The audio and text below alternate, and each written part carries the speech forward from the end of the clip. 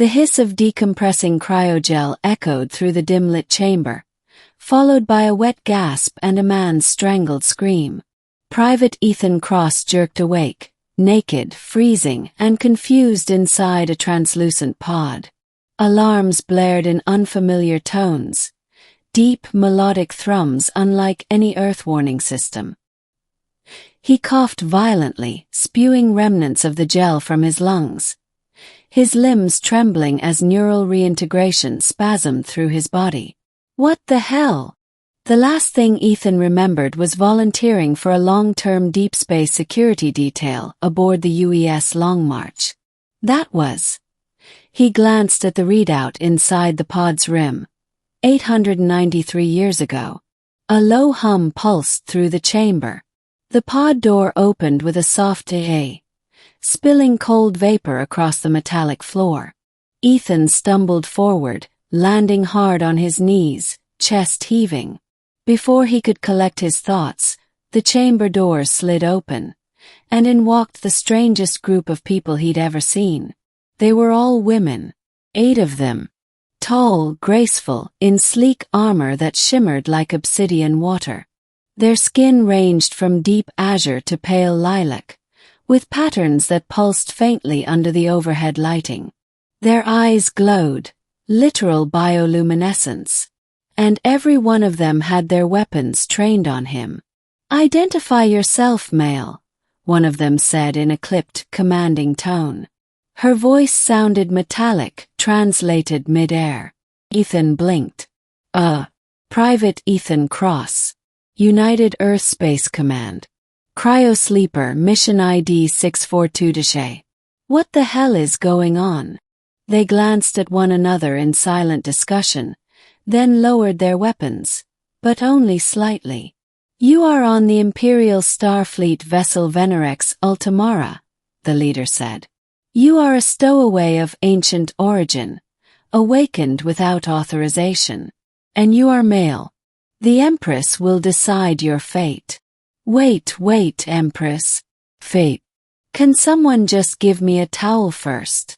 Middle. Wrapped in a silky metallic fabric and seated uncomfortably in a floating containment chair, Ethan was wheeled through what had to be the grandest starship corridor in the galaxy. Everything was ornate, curving metal and glowing symbols, yet elegant and cold, like a royal tomb turned functional warship.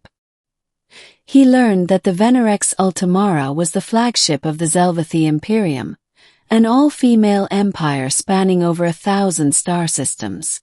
Males, according to the records, had gone extinct in their species nearly 4 millennia ago due to a biogenetic collapse during the third evolutionary cycle. Artificial gestation had replaced natural reproduction, but with limitations. Genetic diversity was dying. And now, here was Ethan, very much alive, organic, and bearing original mammalian Y chromosome integrity. To the crew, he wasn't a person. He was a relic. Solution. They brought him before the Empress. She stood tall on a raised dais in a chamber bathed in violet light. Empress Veltheri was unlike the others. She was imposing, over 7 feet tall, adorned in an armor gown of living crystal that flowed as she moved. Her silver eyes shimmered like moons. When she looked at Ethan, it wasn't with disdain or curiosity, but caution. "You are the first of your kind we have seen in millennia," she said, rising from her throne. "An awakened male from a dead race, now aboard my ship. Explain your presence." Ethan, still recovering from neural lag, forced himself to speak evenly. "I was in cryo on a research vessel, Long March. I don't know how I ended up here. Maybe the ship was found or salvaged. Something must have triggered my pod." Veltheri nodded slowly. "Your ship was discovered adrift near the dead moon of Kandor Prime. Our salvage units recovered what remained. Your pod was preserved but unmarked. We thought it contained technology. Instead, it contained you." One of her attendants whispered something in her ear. The Empress's expression shifted. I'm told your DNA shows high compatibility with ancient Zelvathi sequences. And unlike our current cloning protocols, yours is stable, self-healing, reproducible. Ethan raised an eyebrow. You're not thinking of turning me into a breeding stud or something, are you? A gasp rippled through the chamber. One of the guards turned beet purple. Veltheri stepped closer, inspecting him like a lion might a house cat. If I were, she said coolly, you would already be sedated. He swallowed hard. They did not sedate him. Instead, over the following days, Ethan became a guest, a watched, studied, and sometimes prodded guest of the Empress's court. He learned that while the Zelvathi were powerful and disciplined, they were also on the brink of decline. Their population was dwindling, and civil unrest simmered just under the surface.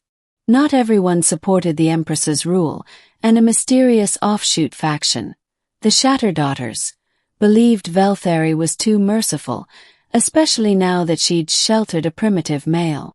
Despite this, Veltheri herself proved unexpectedly open-minded. She engaged Ethan in long conversations, fascinated by his knowledge of ancient Earth philosophy, art, and even crude humor. She once asked him to recite Shakespeare, and listened without blinking through the entirety of Hamlet's soliloquy. I find it beautiful, she murmured after. Your species embraced the fragility of life so intimately. He smiled. We had no choice. There were no windows in the chamber, but she looked off as if to some distant horizon. Neither do we anymore. Then came the attack. A surprise raid during a hyperspace drift left the Venerex Ultimara vulnerable. The Shatterdaughters had infiltrated the fleet and struck with devastating precision.